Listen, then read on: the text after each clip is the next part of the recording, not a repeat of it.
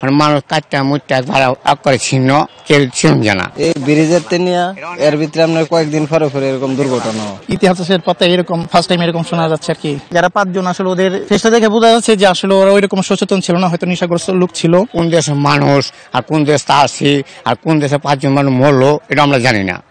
অনেক আমি কি কইতাম মানে আমি তো দেখতেছি এটা আমি কইতে পারুম মানুষ কাটটা মুটটা ভাড়া করে ছিন্ন কেউ ছিন্ন জানা লাস্ট একজনের দেখে আরেকজনে দেখতে পারে না, দেখলে মাথা গরম হয়ে যায়।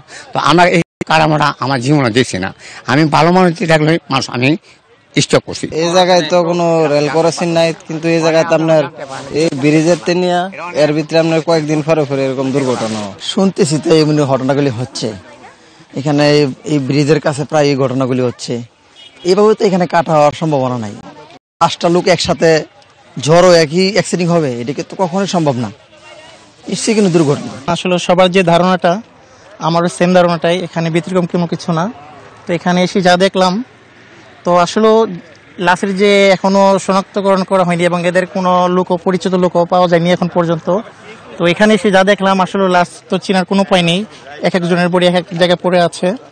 আর মূল কথাটা হচ্ছে সকাল থেকে আমিও তো শুনছি সকাল থেকে, কিন্তু এখনো তাদের কোনো আত্মীয় স্বজন এরকম পরিচিত কাউকে পাওয়া যায়নি। এটা খুবই একটা দুঃখজনক ঘটনা, যেহেতু 5টা বডি এখানে পাওয়া গেছে।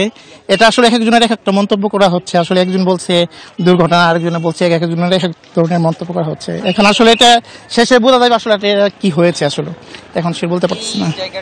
প্রায় সময় সড়ক মানে এই ট্রেনের নিচে কাটা পড়ে এরকম ঘটনা আমরা শুনি। হ্যাঁ, অবশ্যই এই জায়গাটা এর আগেও অনেক দুর্ঘটনা ঘটেছে, তবে এরকম কখনো ঘটে নাই যে একসাথে 5 জন একত্রে এরকম মরদে কখনো হয়নি। হয়তো ট্রেন থেকে 1 জন 2 জন পড়ে গিয়েছে, এরকম দুর্ঘটনা ঘটেছে, কিন্তু একসাথে 5 জন এরকম এই ফার্স্ট টাইম আমরা শুনলাম। ইতিহাসের পাতায় এরকম ফার্স্ট টাইম এরকম শোনা যাচ্ছে আর কি। হ্যাঁ, অবশ্যই রেল ক্রসিং হলে অনেকটাই ভালো হয়। আর আসলে আমরা যদি সচেতন না থাকি রেল ক্রসিং দিয়ে কি করবেন না, আমরা মানুষ সচেতন না। আর মূলত হচ্ছে যারা 5 জন আসলে ওদের ফেসটা দেখে বোঝা যাচ্ছে যে আসলে ওরা ওইরকম সচেতন ছিল না, হয়তো নেশাগ্রস্ত লোক ছিল, তাদের ওইরকমই ড্রেস আপ দেখা যাচ্ছে।